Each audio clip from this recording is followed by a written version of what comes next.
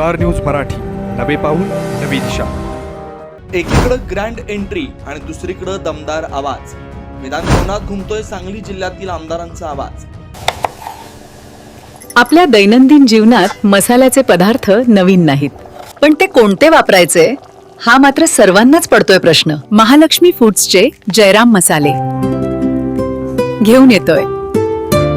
कांदा लसूण मसाला, मटन मसाला, हळद पावडर, मिरची पावडर, धना पावडर, चविष्ट व स्वादिष्ट मसाले. जयराम मसाल्यामुळे जेवण होईल रुचकर.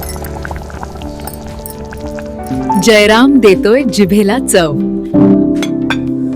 त्यामुळे स्वयंपाक घरात होतोय जयराम मसालेचाच गजर.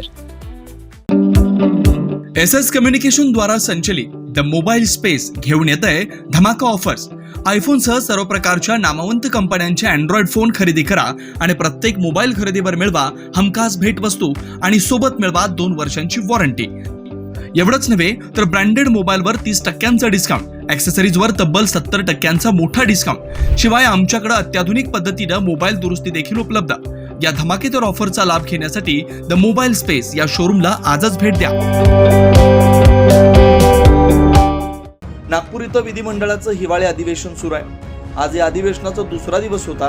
या अधिवेशनासाठी खानापूर आटपाडी मतदारसंघाचे आमदार सुहास बाबर आणि जत मतदारसंघाचे आमदार गोपीचंद पडळकर यांनी अधिवेशन गाजवलं. आमदार गोपीचंद पडळकर हे जत मतदारसंघाचे आमदार असले तरी ते मूळचे खानापूर आटपाडी मतदारसंघातील आहेत. अधिवेशनाच्या दिवशी त्यांच्या झालेल्या ग्रँड एंट्र्या या सर्वांचं लक्ष वेधून घेतात.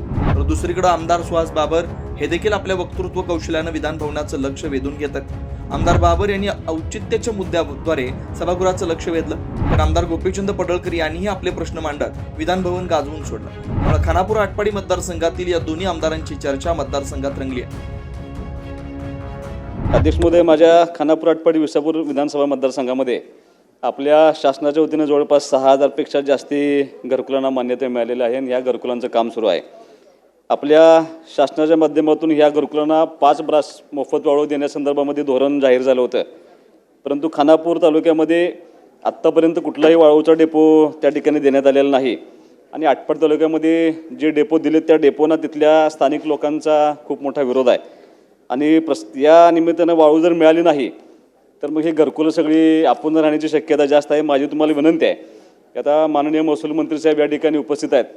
त्यांनी कृत्रिम वाळू तयार करणाऱ्या सगळ्या नव्या युनिट्सना आपण खूप मोठ्या सवलती साहेब जाहीर केलेत. तर अशा ठिकाणी ज्या ठिकाणी नदीची वाळू मिळत नाही अशा ठिकाणी ज्या कृत्रिम वाळूच्या प्रक्रिया करणाऱ्या सगळ्या क्रशरना आपण परवानगी दिली किंवा त्यांना सवलत देतोय, अशा कृत्रिम वाळूच्या तयार करणाऱ्या सगळ्या क्रशरनी या घरकुलांना 5 ब्रास वाळू मोफत देण्यासंदर्भामध्ये आपल्याकडून आदेश व्हावा. अथवा जर ते शक्य नसेल तर ज्या ठिकाणी डेपो आहेत अशा ठिकाणची कृत्रिम वाळू आपल्या त्या घरकुलांनी मिळावी आणि ही सगळी घरकुलं पूर्ण करण्यासंदर्भामध्ये आपल्यामार्फत त्याचा निर्णय व्हावा अशी मी औचित्याच्या मुद्द्यामार्फत शासनास विनंती करत आहे. अध्यक्ष महोदय,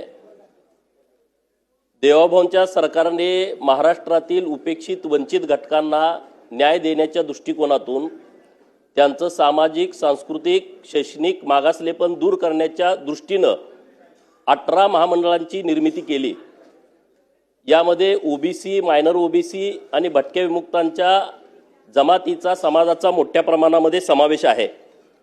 परंतु गोपाळ नावाचा जो समाज आहे जो अत्यंत मागासलेला आहे आणि जवळपास 15 लाख लोकसंख्या महाराष्ट्रामध्ये गोपाळ समाजाची आहे.